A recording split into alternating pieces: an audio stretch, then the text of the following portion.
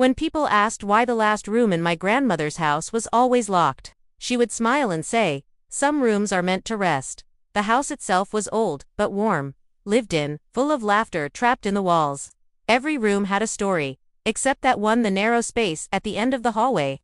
No handle, no keyhole, just smooth wood, like it had grown that way. As a child, I pressed my ear against it once. I heard breathing. When my grandmother passed, the house became mine. I moved back in, carrying grief in boxers and a quiet I wasn't used to. The first night, the hallway felt longer than I remembered. The door at the end stood perfectly still. On the second night, I noticed something new. A light underneath it. I stood there for a long time, hand hovering inches from the wood. The surface was warm. Alive in a way doors shouldn't be. I slept poorly after that. Dreams filled with muffled voices and hands pressing from the other side of walls.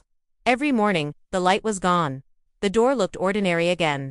Until I found the photos. In a dusty box in the attic were old family pictures, birthdays, holidays, faces. I recognized and some I didn't. In the background of every photo, barely noticeable, was the hallway, and at the end of it, a door with a handle. In the oldest photo, the door was open. I went back downstairs, shaking. I confronted my aunt the next day, asking her about the room.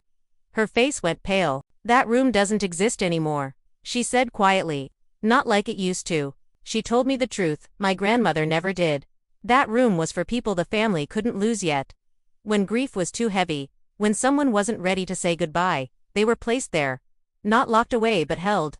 Preserved by love, denial, and silence. "They don't age," my aunt whispered. "But they don't live either." That night, the light returned. This time, there was a sound, knocking, slow, careful. A voice followed, soft, familiar. My name. I pressed my palm against the door, tears burning my eyes. "Who's in there?" I asked. A pause, then the voice said, "You are. If you don't leave." The light faded. In the morning, the hallway was shorter. The walls closer. The door nearer than before. I left the house that day. Sold it as is, never looked back. Sometimes, I still dream of that hallway.